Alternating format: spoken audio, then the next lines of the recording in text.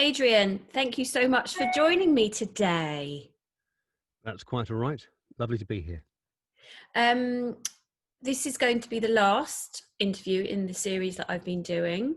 And it's an honour and a pleasure to be interviewing you, my husband, artistic director of Hotbuckle Productions. So Adrian, can you tell us what Hotbuckle is all about, what you do within Hotbuckle, and how you got to where you are? Well, Hotbuckle was originally formed by my wife and myself. I don't know whether you know Gemma at all, to actually enable her to get back into the acting game, having been teaching while bringing up our very young children as they were at the time. So we started a company in 2006. And then we did a sort of a couple of things. We did a TIE show, and then we did a community theatre show. And then we did some more adult theatre, not blue, so to speak, but adult theatre. Two pieces, Ballad of a Bird and Joshua. And then Gemma decided she was quite bored of being in the office with me when we weren't doing these shows, and she would like to go and run a theatre, please. So she went and did that, leaving me holding Hotbuckle, the Hotbuckle baby, somewhat at a loss. But nevertheless, I turned to our good friend Fiona, who'd worked on a couple of the shows with us, and she stepped into Gemma's role as the person that organised all the tour bookings. And we together started doing adaptations of classic stories, my adaptations, so they didn't have to pay any rights. And we've gone from strength to strength with that. And so what we do is we do sort of stripped down versions of those. We do sort of four or five handers, depending on the budget, and very little set. We do fairly traditional sort of costumes, and we play our own music, which again, I and the company write. So again, we have no overheads that aren't caused directly by ourselves. And we do that, and we've gone from strength to strength with that really over the years. We have quite a sort of a good big following. We go to theatres from anything from large scale sort of number one theatres down to tiny art centres. So we're very adaptable, and it's a very enjoyable way of life. And so how has COVID-19 affected you? Well, we were about to embark on our spring tour, which is the second tour. We do two tours each year of the same show, one in the autumn, one in the spring. We were about to embark on the spring tour of Tess, and we decided by March the 19th that was probably not going to happen, so we had to cancel it. Swiftly followed by all the theatres saying we're having to cancel your coming in anyway, so it was the right thing to do. So the impact was, well, that was the spring tour completely gone, so that was all that income completely gone. We thought, well, we'll pick things up in the autumn, and strangely that didn't happen either. So we're now hoping that we will be able to tour next spring. But it was a fairly devastating blow, COVID, because obviously, I mean, it's been devastating for everybody for a variety of reasons. For us, it meant nothing of what I do. I adapt plays, I direct them, I write music, I act in them, and I tour them. I haven't been able to do any of that, so I've done a lot of work around the house. On a professional level, the work has completely dried up for you in terms of a touring theatre company. What support have you had, therefore, from the government? Well, basically, when we went into lockdown, Gemma, my wife, I don't know if you know her, had recently resigned her post at a sort of arts centre stroke community centre in Madeley, and so was out of work. And to help keep Gemma safe, because there are nasty people out there, help keep her sane, I suggested that she return to the fold of Hotbuckle and request some funding. Put in an application to the Arts Council, which she did, and against all the odds, she only gone and bleeding done it. We got some funding, some quite significant funding, which basically has enabled us to survive and probably, hopefully therefore have a future when things return to more normality. So what was the funding for specifically? Well, Gemma, interesting that you ask. The funding was specifically because you have to tick a lot of boxes and answer a lot of questions, and it was basically to do with how you would develop your company during this time of COVID that would also be of benefit once COVID is over, for your company therefore to develop and move further on with this idea, not just something you did during lockdown or during COVID, but something that would go beyond that and be of use to the company and the community in general. So we decided between us that I would basically re-record all my adaptations that I've done over the last 10 years, all the classic ones, as podcasts stroke radio plays with the original casts, which I would then put out on the website and on a podcast website. With the possibility of that being a sort of another branch of income, but also something that is, it's just part of what we do every year. So we will do a play, we will adapt a classic story, we will tour it, we will also record it, and we will also put it online, both as a video format and as a radio format. And we have started doing that, and we're about a third of the way through, but it's taking a lot longer and is a lot harder to do than I had anticipated. And I'm learning all the time about what is beneficial and what is not beneficial in terms of recording on separate tracks, on multiple tracks, or on individual tracks, or on one track, and how to edit. And it's quite laborious, but nevertheless, the output at the end is worthwhile. And But so it's provided no income at all. no.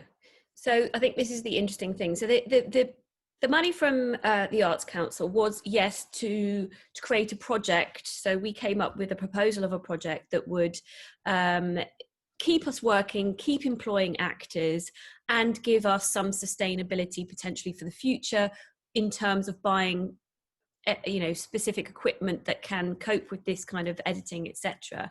But there was also an aspect of that fundraising, wasn't there, just as a kind of emergency sort of loss of earnings from the yes, I mean, probably 50% of it was also loss of earnings from one, if not two tours. Certainly at the time it was one tour, but now it's looking like we're hoping it'll cover the two tours loss, but it won't. But I mean, it will keep us going during the second loss. So a couple of questions here. So first of all, that money absolutely was a lifesaver, wasn't it? What might have happened if we hadn't have got that money, do you think? We would have gone, knew it. Well, I knew we wouldn't get it, like we always have done in the past whenever we've applied for funding and not got it. And then we would have found another way of coping. Just we would have adapted and do in our own way, as the government has told everybody to do anyway. But I mean, we would have had to have survived, so we would have done, but it wouldn't have been quite so comfortable.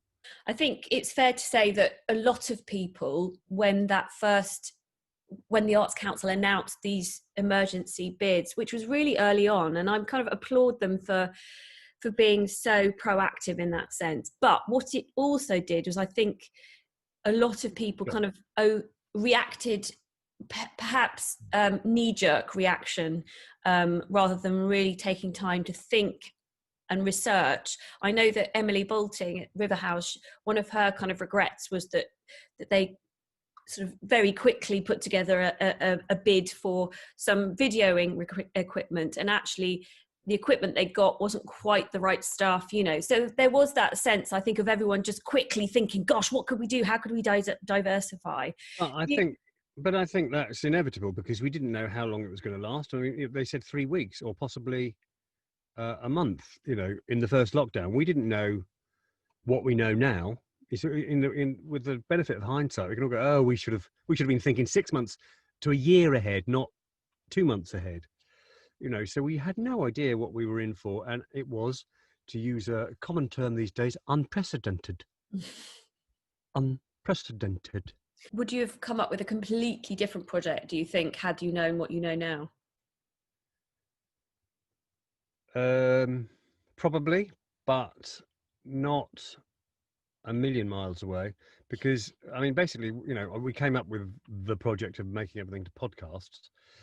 Since then, we have discussed the idea of making the outdoor touring much more viable and much more user friendly in a sense. So basically, turn up with a stage that almost unfolds, and you can, you know, you're kind of ready to go within sort of 30 minutes rather than within 2 hours.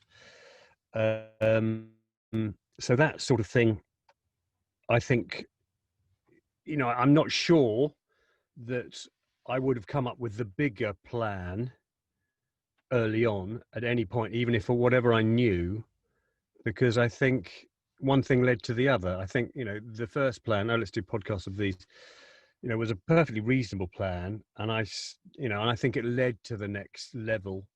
I'm finding it hard to explain why, but I think because I'd always had it in the back of my head that I wanted to do podcasts or radio versions of these plays. And I think I was therefore always going to do that given the opportunity. And the development of the stage into a much more user-friendly one outdoors isn't actually that radical. It's just, given the time, how much time we've got to play with these days, it's worth doing. But you know, without that time, I wouldn't worry about it. And it's not something I definitely have to do. I'm just now looking with more, you know, with more time to spare. I'm looking at what can I usefully do that will be of benefit once we come out of this. Talk to a couple of other people throughout these interviews about the fact that everybody has gone digital, whether that be audio play, visual. Everybody's putting their work into video format, putting it online. Do you think we've just completely flooded basically the internet with things that people don't want to see? Yeah, but we're just saving our mental health. There's no other way around it. Who cares whether people watch it or not? It's, for me, it's, you know, obviously I'd like people to listen to and watch the things I've done, and that's been of great benefit and an inspiration to me throughout my career. You know, the fact that people actually watch what you do and like, hopefully, what you do, or find it funny, which is particularly important to me. But I think the fact that we're all doing it, and probably, you know, the audience therefore is reduced in every case by sort of 70%, because there's so much of this stuff around, the audience is shared around. It's almost irrelevant. It's the fact that we're all, those of us who feel the need to be creative, however pretentious that sounds, I don't care really. I know that I do need to be creative and productive. Yeah, for the sake of all of our mental healths, I think we need to do these things, whether there's an audience available. I mean, and the plus side is there is more of an audience available because there is nothing available live. So, you know, there is potentially many more people looking digitally for entertainment or for stories or for whatever. And what do you think about sort of people paying for content? Because that just hasn't worked, has it, for us? Yeah, I don't think it's worked for anybody particularly. It's because, you know, the trouble with the internet is that there's a way of getting everything really cheaply. You know, you could listen to a song or an album for a few pence almost. Whereas, you know, when we were kids, you'd have to spend, you know, £5 to buy the new album or whatever it was. So everything seems really cheap online, if not free. So, and you're in your own home, so you kind of feel a bit cheated paying for something when you're in your own home. If you've gone somewhere, you feel like, oh, well, I obviously have to pay to get in. Yeah, so I think it's very hard to make money online. I mean, musicians have always, you know, found that and moaned about it, understandably, I suppose. And so have filmmakers, you know, who then bring out DVDs, and before they know it, everybody's downloading them for nothing from sort of illegal Russian websites. So what is your outlook at the moment for Hotbuckle? How do you feel? I mean, we're now into the second wave. We're in the middle of our second lockdown, and it looks like, as you say, potentially nothing's going to be happening until the spring. How are you feeling generally about sort of Hotbuckle and the future of Hotbuckle? I think that when we come, it's like coming out after a nuclear war, or a nuclear explosion. Everything will have changed. The landscape will have changed, and it's like Trump going into, in becoming the president. Is what COVID-19 is to the world. It's rocked the sort of status quo with something extremely unpleasant. But up until COVID, we all had our place. The National Theatre did everything it could, along with the RSC, to kind of close down regional touring theatre with their online stuff. But regional touring theatre found a way of coping and existing anyway. Small touring theatre companies like mine found their niche, found the places that would book them again and again, and kept their audiences. So we've all had our place. And I think when we come out of lockdown, a lot of the smaller companies and some of the bigger companies, won't exist, or will have to have changed so radically that they're unrecognisable. There'll also be people who are young and the risk takers, who'll go, right, we're going to do it at a quarter of the price, we're going to do it twice the amount of actors, and we're going to just take the world by storm. And they're going to sort of blow things out of the water for those of us that have found a financial way of coping. We'll have to adapt and change to exist in the new world order. Do you think, in a way, there, in some small way, it's a good thing that the culture sector's had this shake-up? Yes, in some small way it is, because I think there is always a danger with any kind of status quo, that we all get sort of stale, if you like. So there's no harm in having a bit of a shake up and changing the goalposts slightly and making people fight for things. The best kind of art comes out of the struggle, be it love or war or deprivation. It's sad to say that it's because people have nothing to do but express themselves in some way, express their frustration, express their sadness, and they find ways of doing it through music and storytelling and whatever. So yes, there will be great things that come out of this, and I'm not sure Hotbuckle will be a great thing that comes out of it, but we will try and adapt and change and be part of the new world order. But how we'll succeed, time will tell. Going back again to what I was saying about how everything's gone digitalized, everything's out there, we're kind of flooding everything. There's also the other problem of, as you say, everyone now thinking, right, how do we do outdoor theatre? We've got to start thinking outdoor. What's that going to do to the theatres then, if we're all adapting to become outdoor companies? Well, I mean, they've got we've already been speaking to several theatres who are suggesting, we'll organise an outdoor performance. I think theatres will need to think outside the box too to survive, and we've already been speaking to theatres who have suggested we do outdoor performances where last year we would have done indoor performances. So they are suggesting, we're booking stuff at the local park, or we're booking stuff in the local castle, or where it is. So I think they still have the marketing facilities, they still got all the data, audience databases, etc. They've got the staff. A lot of them are voluntary, but hopefully those that are still employed are used to taking tickets and to organising large groups of people in a safe way. They've got the technicians, they've got the lights and the PAs, so they have as much chance of making this work as we do, and they have a place in it just as we do as well.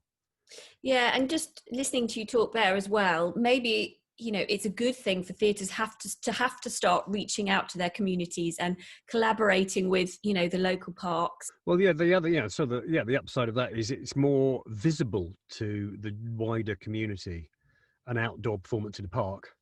I don't mean they can just see it better, I mean they just see it at all. So you're feeling positive about the future of Hotbuckle. You can see a way through. We have very low overheads because we have our rehearsal studios on site. By on site, I mean at home. And I don't have to pay anyone to keep them on, because between tours we don't employ actors, we can't afford to, so we employ actors per tour for the tour. So yeah, our overheads are low, so we can hunker down and be mothballed.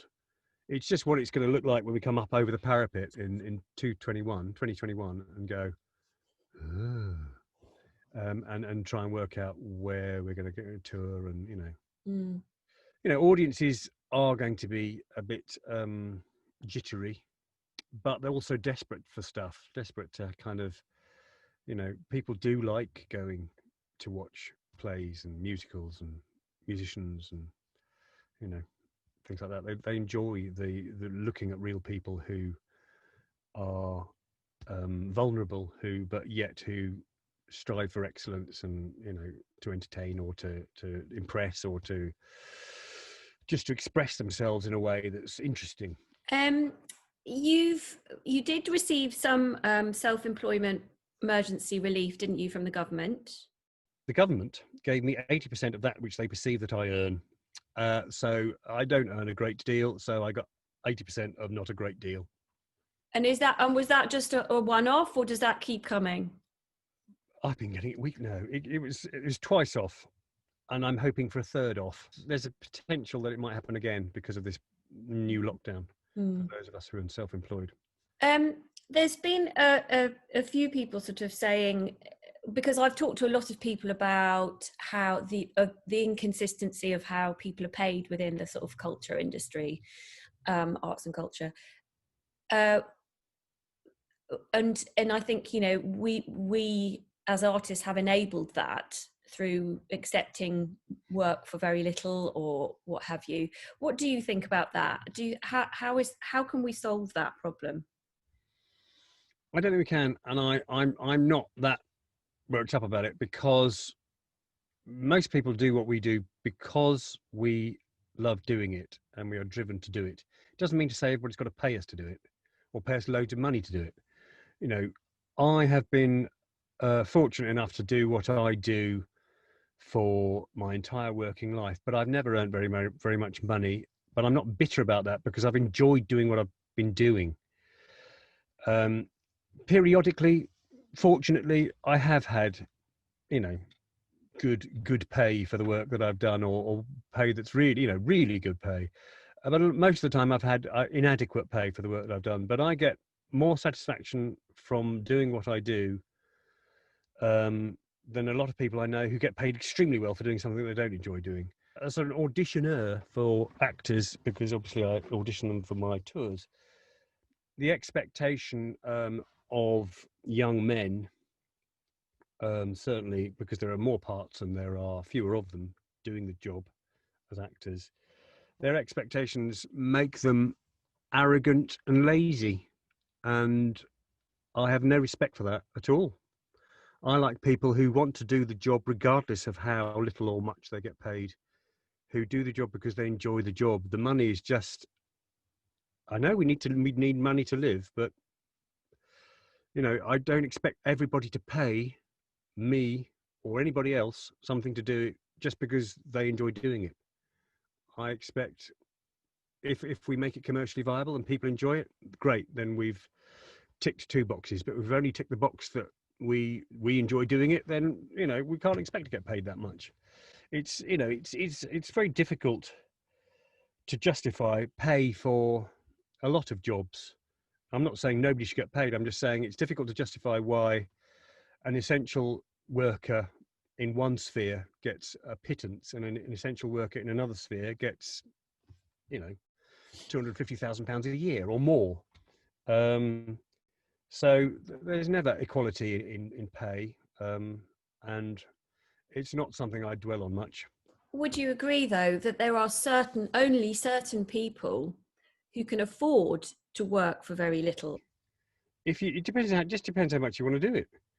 I know people who've come from, very sort of meager backgrounds who make it work, and people who come from meager backgrounds who can't afford to make it work and don't. 2 people come out of drama school. One is from a well-off background and one is from a much less well-off background. It's more about aspirations as to whether they succeed as opposed to they might both earn very little, but it's about whether they believe they should carry on doing this and have the kind of the guts to carry on doing it, regardless of the fact they're not earning very much. I mean, I understand the point. I do understand that point. Had I not been supported by my wife and my previous girlfriends, I still would have a whole line of them. I still would have carried on doing what I'm doing regardless. How have you kept yourself motivated? And you've mentioned sort of mental health quite a bit. Have you fared? I've had good days and bad days and mediocre days. Most days are mediocre. About every third week, I go into a bad few days. It seems I'm beginning to see the pattern now. It is quite demoralising, and not having a definite plan or a goal or a sort of time scale to work to, no deadlines. But it does make being creative, I'm going to call it expressive, being expressive, quite difficult, because you don't know what you're doing it for. When's this going to be seen? Who's going to listen to it? The best thing is, yes, that you're doing it, you're expressing it for yourself. So if I'm doing some writing, then at least I'm getting something off my chest. How do you think the government's fared? How do I think they've fared? As any conservative government would, really. I'm not a particularly political animal, but I'm not particularly keen on conservative Republican types. So yeah, they just tried to keep the economy and all their big companies and their fat mates going, at the expense of the health of the poorer parts of the country. And yeah, so it was economy before health, and of course, therefore, health has really suffered. What's made you the saddest about the epidemic? I feel absolutely devastated for my children, and all other children of their age and younger. Really, already the sort of planet was heading towards the sort of cesspit, which I felt ashamed of, and then there's a unprecedented disease that comes across and comes along and just ravages the world, and you can't help feeling it's due to various big countries' foreign policy that wet markets like that exist. So I feel devastated that my children don't have that carefree childhood that I had. And yeah, so that's what's made me most sad is the effect it's had on all those innocent young people who are not responsible for the state of the world, but who are going to inherit it. And finally, then, what would you like your legacy to be? I want to continue doing what I've done, which is do all the things I love doing and trying to earn money from them, enough money to live, and depending on my wife. You'd be nothing without me, she said once.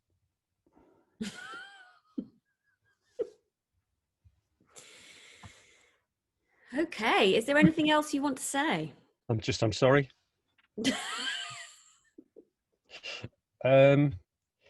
I can honestly say this has affected me mentally much more than I thought it would. I'm used to spending a lot of time entertaining myself, and by that I don't mean watching the telly. I mean doing things that are productive and need to be done, and tinkering around the house, around the garden, around the field, doing things towards the next tour, blah blah blah. I'm used to doing that all the time anyway. So what's changed? What has changed is that I don't know when I'm doing it for. I suppose there's no timeline. Adrian Preater, thank you so much for joining me and for being my rock. Yay! And for making me laugh. That's all I'm good for. And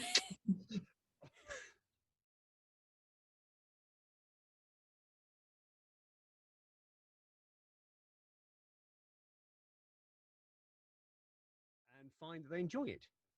But anyway, my point being, it's much more generally visible. Have I? It's much more generally visible if it is outdoors, because people who don't see